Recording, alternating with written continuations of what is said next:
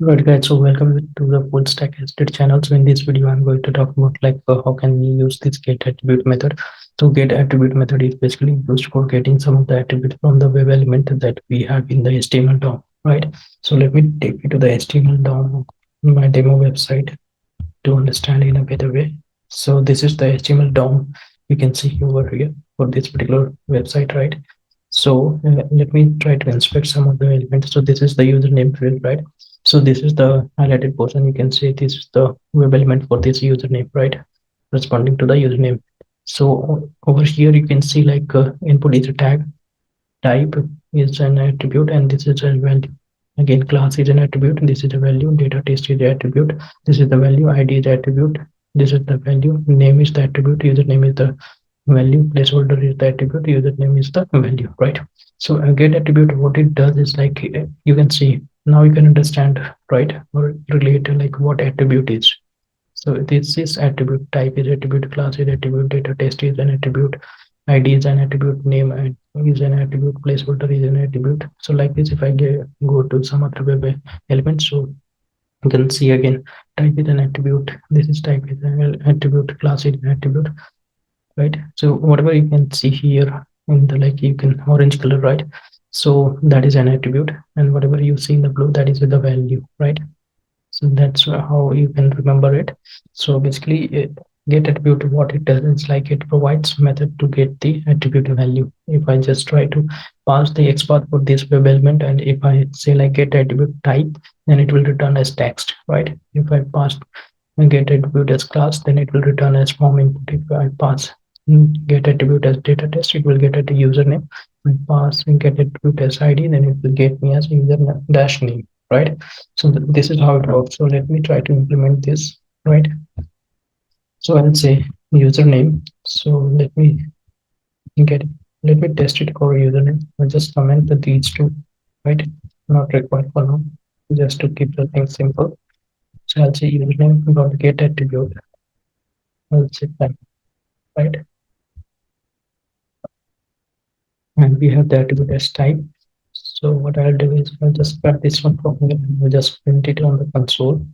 I'll say username dot get attribute is equal to type, and if I run this, then it should return me this type as equal to text.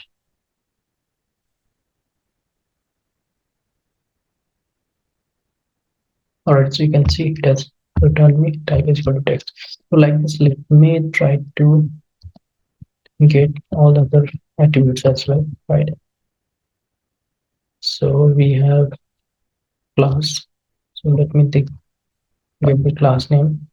Then we have data dash test. Then we have id. Then we have name. Then we have placeholder,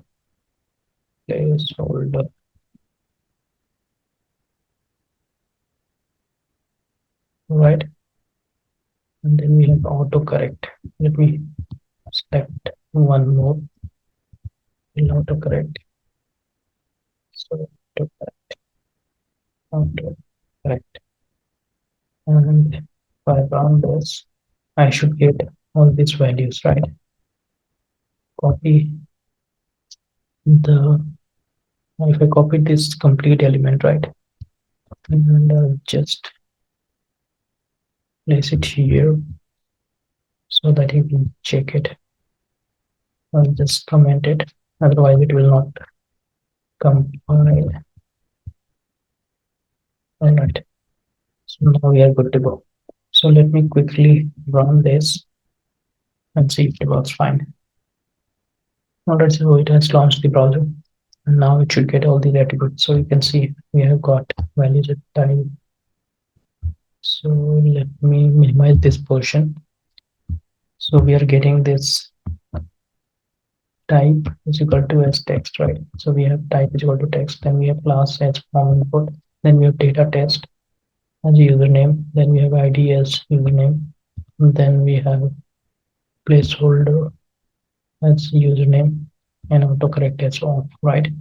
So this is how it works actually. So any attribute you can just target to get their values, and if there is a validation you want to perform, then you can just perform that in the test case, right, using some like testng library methods, like using assert equals, and based on that you can just pass in the required actual and the expected values, and it will assert and it will result the uh, correct value, right?